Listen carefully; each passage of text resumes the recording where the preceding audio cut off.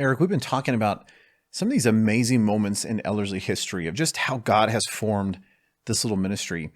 And several episodes ago, you were talking about the fact that you spent 17 years in just prayer and just, just kind of waiting for God to actually build this. Could you kind of bring us into this transition time where here you and Leslie are traveling and speaking, but you now need a place to do discipleship? In other words, if you're going to actually spend time and disciple someone, it's hard to do that in your home. So can you talk about just even the campus and just kind of the birthing of some of that? Yeah, it's an interesting thing to know as you're waiting in those years that God has given you a vision and then lay it down and then he gives it back. And that's a signal that this is something important to God.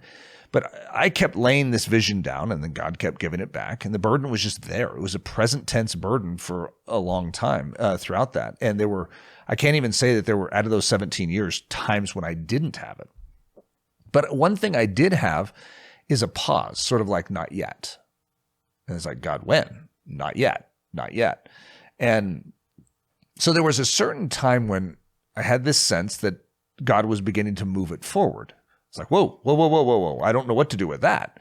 And like you said, well, we need property for that. And I'd been praying, as one of the things I'd been praying for years, but in a general sense, Lord, supply the property for this. It's like, that is such a mammoth, monstrous request, because if you're in ministry, you understand that there's not a lot of money in ministry. And usually you see all these businessmen, with all of their things that they do, and they can make money hand over fist. But in ministry, if you're making money hand over fist, it usually doesn't translate very well.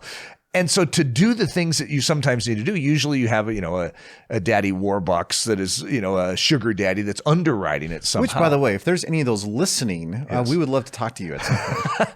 God has built Ellerslie without that clear daddy Warbucks, except for God himself. And it's been a unique thing. Now, we've had people that have come alongside us at strategic moments and have helped us in beautiful and profound ways, but not to just like buy the campus. The campus is such a unique story of faith struggle. It's like every step forward was like, wow. And so in the very beginning, Leslie and I were driving by this one property just outside of Windsor. I don't know if that I've ever showed it to you, but we're like, that one. And it has a lake on it. And it's just sitting there. And it's like, and it's still sitting there, ironically. And so we prayed for that probably for 2 years. And I'd say it's an everyday type of prayer. And where we're like, God, we trust that you're going to do something here. We sense that you've hallmarked that. And then somehow I find out about this campus. And even when I saw this campus, I remember I came over for a visit and they were struggling at the time. The Bible college that was here was struggling. I was so surprised that it was even here in Windsor. It's like, here I live in Windsor. I didn't even know this was here. It's sort of this hidden treasure. And but I went through it, and I can't say that I was very attracted to it. It seemed to have a lot of lower end finishes on it, and so it wasn't a place of beauty. The environment is beauty, right on the lake, mountains, river, trees, wildlife. It's gorgeous, but the interior finishes just sort of felt like you could push against the wall and maybe it would fall over, and it just didn't look like it was built high end. So I was thinking about my property. It's like, yeah. I'm still looking at that other property. Somehow in all of this, I start to get a vision for this campus. You know how those things happen. You start with, you're like, and then the next thing you know, you're like, yeah, that's where God wants to do it. And so I switched all of my praying. It was like, God, everything I've deposited in that, could we borrow against that now and stick it over here? And I think that's actually how God works. Every prayer I give, he knows how to answer it. And so I don't need to convince him to take all those prayers of faith from over there and direct them over here. He was doing that all along. And so we have a situation where we're able to make an offer on this campus. And it's a pretty extraordinary story in and of itself. And I'm skipping over all of that. And so it looks like we're going to get the campus after all these years. It's been about 15 years of praying. And it's like, wow, God, you are faithful. This is an amazing thing to see come together. So Leslie and I think we may have had Hudson at the time, or head out to a vacation, I think in California. And we're down there and I get a call. It was, I think, evening time out there. And it was like, hey, Eric, and I just want you to know, and this is the person that owned the campus at the time, that we had a formal offer made on the campus and we're going to take that. And remember, we had an offer, but I guess it was called a verbal offer. And they had a formal offer that had come in. And so they were going to take it. And that was a unique moment for me because I remember saying something like, well, where I come from, a verbal offer is an offer and a handshake is enough to seal a deal. And they're like, yeah, I understand that. But, this legally, this can take precedent. And so I said, well, is there any other option? He goes, well, how about this? If you can get a formal offer to me before it was 5 a.m. the next morning. This is at night. And then we'll consider it as a board. And it was a dying situation. I'm just going to describe it that way. I even knew that night, there's nothing I can do about this. I can't get a formal offer to them by 5 the next morning. And it was a painful dying experience. To give up this campus after sensing God was knitting me with it was really hard. And I understand this, what we could call it death of a vision. That's a term in Christian history that's been used many times to describe what God will sometimes walk people through. Abraham walked through this with Isaac. And I've walked through this many times. It's not just with this. It seems to be an exercise in the soul that is very, very important for clarifying motive of why you are doing something. Do you really trust God? Eric, if I gave you this vision, do you trust me? That if I say no, not yet, and that I still have a plan for you? Yeah, but God, I started to fill in some blanks and color in the picture. I had it figured out. I oftentimes want to finish God's sentences for him. And in this situation, his brilliance was proven to me in such a wonderful way. This other party comes in and buys it and invests. They weren't using it for ministry. They were using it for a commercial use, a wedding business. And they invest hundreds of thousands of dollars and upgrade the quality of the campus all over. I mean, they turn it into this beautiful location, inside and out. And so that's happening at the time that I'm like, God, why? And then that company is going to actually be struggling, and it's going to once again come back to me. He knew I was interested in it, so he came to me. And meanwhile, when he comes to me, I have no money at the time. It's now I have nothing to be able to put towards this. And that's part of the great story. The story is remarkable. I'm going to skip past some of even though this is Amazing Ellerslie Moments, right? And so he's like, well, tell that one. However, I'm trying to pick and choose as we go along here. I remember when we were in the wrestling stage for this campus, because what this campus is it's wrestling prayer. It's praying and then praying and then praying and then praying some more. And when impossibilities come, you keep praying and you keep praying. And your faith is in God, not in a circumstance, not in a timing. It's knowing that God is faithful. If he has set that vision inside of me and he's not removing it, I'm going to pray until he removes it. And if he's not removing it, I trust that he's going to be faithful in answering it. But I remember it was a rainy night and the campus property was, it was in some in-between period. I don't remember what stage this was, but I remember coming over here with Leslie. And there was a gazebo between the chapel and what we call the lake house, which was the admin building. And somehow that got removed somewhere along the line here. And I remember standing under that gazebo because it was pouring rain and looking at the chapel building. And the chapel building is where we do all our training. And I prayed a prayer. And I said, Lord, in that building, I pray that you would raise up the next generation of Hudson Taylors and Amy Carmichaels.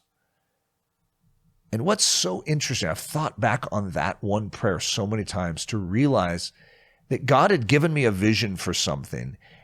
And in that moment, in the rainstorm, it seemed so impossible.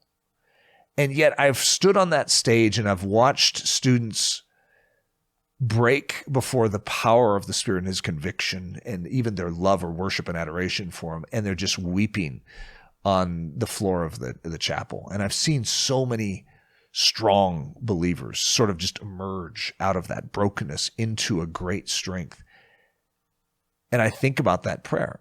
And of course, none of us is going to be Hudson Taylor because God had his Hudson Taylor. Now he has someone for this generation, and their name might not be Hudson Taylor. And Amy Carmichael, that's just a placeholder. It means someone who is fully given, someone who is all in for Jesus, someone who is going to say, Lord, use me, bend me, whatever it takes. I want your glory. And that's what we've seen. This campus is just a beautiful place, but it's not just beautiful in its location and in its views and in its lake and its wildlife. It's beautiful with a presence.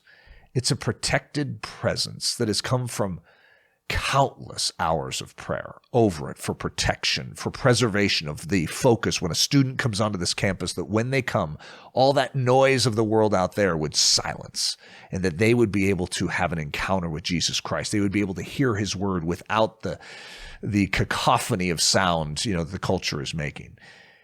And, I don't know what your take is on this campus, Nathan, but that's what I've seen.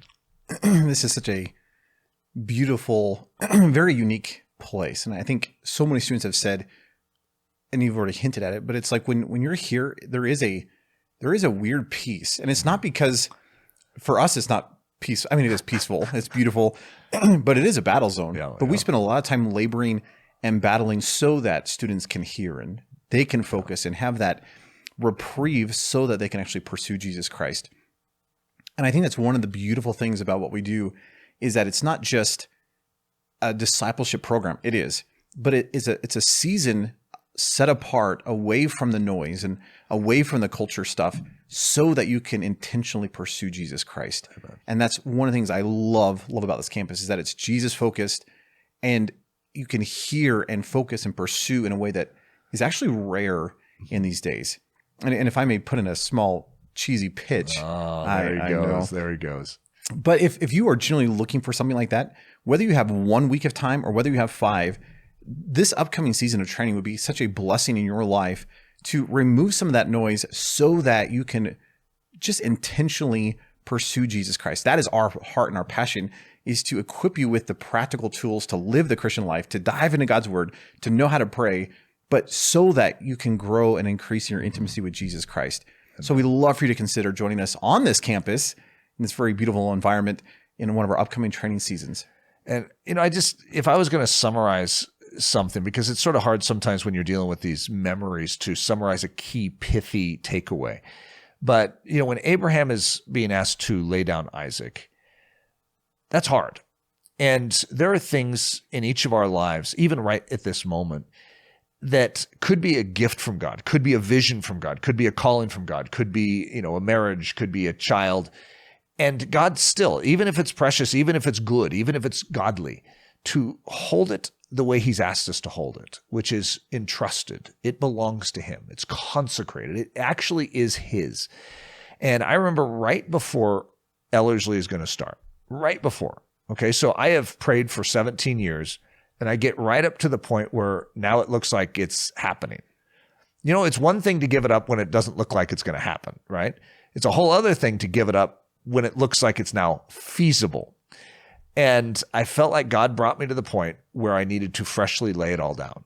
And ironically, it's going to sound so strange probably to the audience, but Leslie and I felt this burden for missions just awaken in us, and we felt like we were supposed to sell everything here in the States and move to Nicaragua. Now, how does that fit in with Ellerslie? That's a good question. And that was part of the challenge. And Les and I both, we relinquished it all. We were planning to sell everything, and we were planning to move to Nicaragua. And you're going to be like, so it's the strangest thing, but when we raised that knife, just like Abraham, it was as if God said, okay, before you started this, I just needed to know that I had you and that you would do whatever I asked. And it's a very precious memory for me, because I was actually excited to go to Nicaragua. It's strange that I actually had come to the point, it was like, God, if you're there, I want to be there. My strength is communication, and I'm not very good with Spanish. And so I was giving up my strength. I was giving up my homeland. I was giving up my vision, everything to say, God, I want to go where you are going. And that's the basis, that God started Ellerslie out of that surrender and that givenness. And that's very precious to me to always look back on. And I'm really glad that I allowed him to call me to Nicaragua for a bit, because that actually purified my motives of doing this.